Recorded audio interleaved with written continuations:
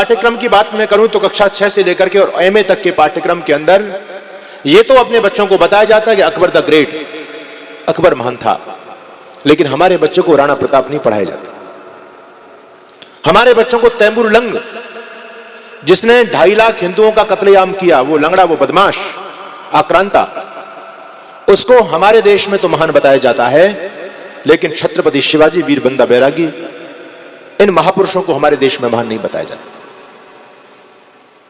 इतिहास में लिखा है अकबर को महान कौन सी महानता की है, जरा बताइए। एक था तैमूर लंग, उसे भी महान लिखा, हिंदी में वो पुरु से हारा है, जान जाइए।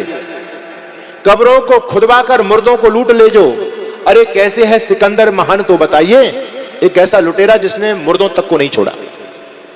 पूरी कहानी सुनाने के लिए मेरे पास समय नहीं है, लेकिन सिकंदर द ग्रेट जिसको बोला जाता है, वो इतना बड़ा लुटेरा था, इतना बड़ा लुटेरा था कि उसने मुर्दों तक को नहीं छोड़ा। कब्रों से भी खुदबा करके पैसे उन्होंने अपने खजाने के अंदर मंगा लिए थे। उस लुटेरे को भी हमारे देश में महान बताया जाता है। कब्रों को खुदबा कर मुर्दों को लूट ले जो, अरे कैसे है सिकंदर महान तो बताइए। और चोर व लुटेरों का बखान करो अब बंद, झूठा इतिहास हमें और ना बताइए। दुर्भाग्य की बात यह थी बच्चों कि आजादी के बाद में इतिहास लिखने की जिम्मेदारी किन लोगों को मिली। एक पहला दुर्भाग्य देश का तो यह हुआ कि जब हमारा देश आजाद हुआ तो दुर्भाग्य से हमारे देश के सिंहासन पर एक ऐसा कापुरुष प्रधानमंत्री बैठा, पहला प्रधानमंत्री जिसको बोलते हैं, जो हमारे सनातन धर्म पर कलंक था, और जिनका नाम था क्या, पंडित जवाहरलाल नेहरू। पंडित तो उसको नहीं कहना चाहिए, क्योंकि वो खुद कहता है मैं एक्सीडेंटली हिंदू, मैं तो दुर्भाग्यवश हिंदू परिवार में पैदा हो गया हूं, बाकी खान पान से मैं मुसलमान हूं और रहन सहन संस्कृति से मैं क्रिश्चियन हूं। जब इस देश का प्रधानमंत्री इस विचारधारा का बन गया तो आप क्या सोचते हैं, क्या वो भारतीयता, भारतीय गौरव को आगे लेकर के आएगा? उस व्यक्ति ने लगातार 4 शिक्षा मंत्री एक वर्ग विशेष के लोगों को बनाया।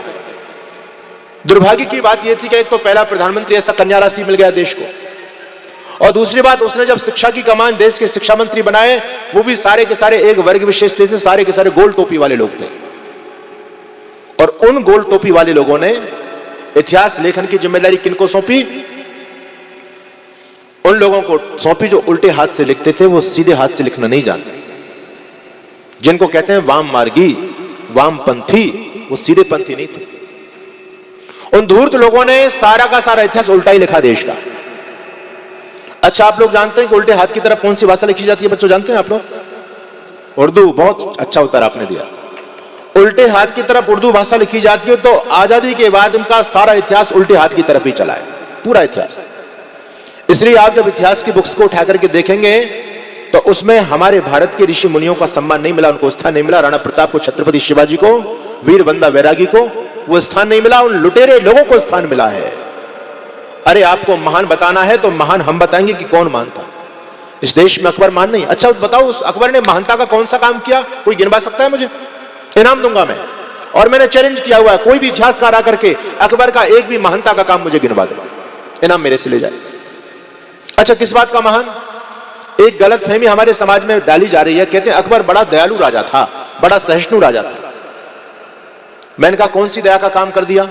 एक कहानी यह भी चलती है कि अकबर ने बीरबल से कहा कि बीरबल मैं हिंदू बनना चाहता हूं, तो बीरबल ने एक गधे को पकड़ा और गधे को गंगा जी में नहलाने के लिए ले गया। सुबह से लेकर के शाम तक गधे को गंगा जी में रगड़ रगड़ करके नहलाता रहा, और शाम हो गई। अकबर ने देखा, अरे बीरबल इस गधे को मारेगा क्या भले आदमी, सुबह से लेकर शाम तक इसको स्नान नहीं करा पाया, इतना समय लगा दिया। बीरबल कहता है सम्राट मैं इस गधे को गाय बनाना चाहता हूं। अभी रुको रुको रुको रुको, इसका मतलब आप भी गलत फहमी में हो। सुनो मैं क्या कहना चाहता हूं। अकबर ने कहा, बीरबल ने कहा सम्राट मैं इस गधे को गाय बनाना चाहता हूं, तो अकबर ने कहा कि बीरबल तू बड़ा मूर्ख है, पागल है, अरे गधा के नहलाने से गाय बन जाएगा, गधा तो गधा ही रहेगा। तो कहते हैं फिर बीरबल ने भी कह दिया कि महाराज जब एक गधा नहलाने से गाय नहीं बन सकता तो एक मुसलमान हिंदू कैसे बन सकता है?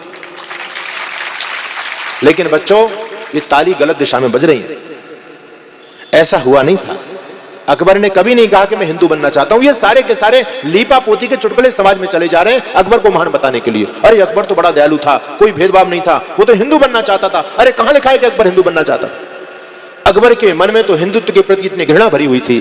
अकबर ने बहुत सारे राज्यों को जीता तो निर्दोष हिंदुओं के गर्दन कटवा करके, उनके सिर कटवा करके, उनके नर मुंडों से दीवारें बनवाई थी अकबर ने। अभी नौरोजी मेले का प्रकरण चल रहा था। अच्छा, आप लोग जानते हैं जजिया कर किसने लगाया?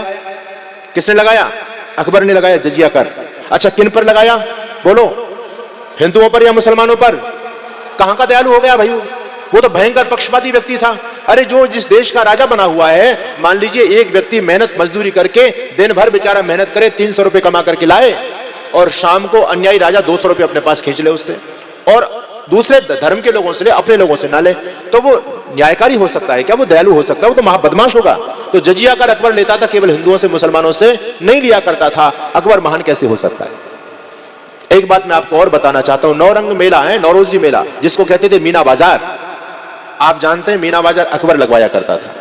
लेकिन वो मीना बाजार किन के लिए लगता था बच्चों, आपको पता है? बेटी बोलो। हाँ, बहुत अच्छा उत्तर दिया बेटियों ने। वो मीना बाजार महिलाओं के लिए लगता था।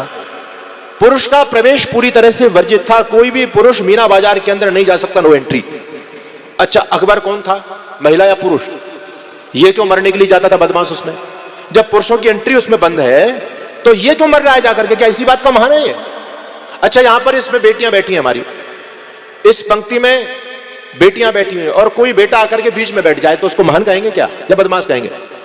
बदमाश है, सीधी सीधी बात है भाई। जो व्यवस्था बनाई गई है ये बेटियों के लिए, ये बेटाओं के लिए, और कोई बेटी उठ करके इधर आकर के बैठ जाए तो क्या ये कहेंगे वो महान है? अरे ये तो कोई गरिमा ही नहीं है, कोई मर्यादा ही नहीं है। तो अकबर इतना धर्मांध राजा था, इतना ज्यादा सांप्रदायिक व्यक्ति था, इतना ज्यादा निष्ठुर था, इतना ज्यादा पापी था, उसने अपने जीवन में कोई पुण्य का काम नहीं किया, लेकिन उसको महान बताया जाता है। ये इतिहास पूरी तरह बच्चों एक तरफ चला है, आजादी के बाद का सारा इतिहास एक तरफ।